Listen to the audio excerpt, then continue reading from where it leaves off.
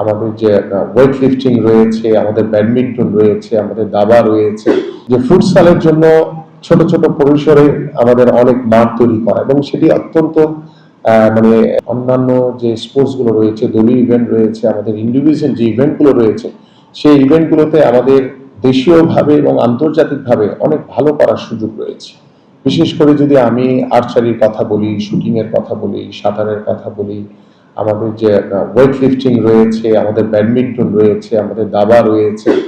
Handball রয়েছে, volleyball রয়েছে, সকল স্পোর্টসকে কিন্তু আমরা সমান গুরুত্ব দিয়ে এগিয়ে নিয়ে যেতে চাই। তো পাশাপাশি আমাদের স্পোর্টস ভিলেজের একটি ভিশন রয়েছে, আপনারা জানেন আমাদের যে ইশতেহারে, এবং আল্লাহর রহমতে আমরা যেহেতু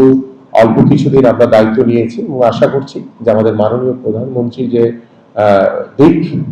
নির্দেশনা রয়েছেন এবং তার যে স্পোর্টসকে নিয়ে তার যে একটি গুরুত্ব তিনি ইতিমধ্যে সারা বাংলাদেশের মানুষের কাছে উপস্থাপন করেছেন, আমি আপনাদের সকলের সহযোগিতার মাধ্যমে আমরা আশা করি যে আমরা সেভাবে আমাদের স্পোর্টসকে নিয়ে আমরা এগিয়ে যেতে পারবো। পাশাপাশি আমাদের বর্তমানে ঢাকা মহানগরীতে, এবং আমি অনেক জেলা শহরও দেখেছি যে ফুটসালের জন্য ছোট ছোট পরিসরে আমাদের অনেক মাঠ তৈরি করা, এবং সেটি অত্যন্ত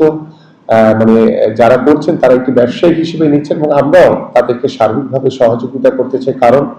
আমাদের রাতের বেলা সন্ধ্যার পরে আছে যে আমাদের একটি জেনারেশন,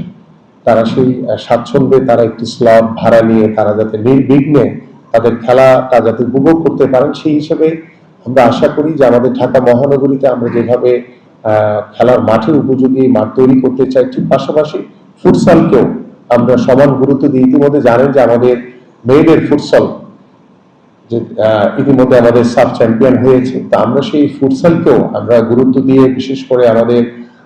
ইউনিভার্সিটির যারা ছাত্র রয়েছে বা আমাদের যারা ছাত্রীরা রয়েছে,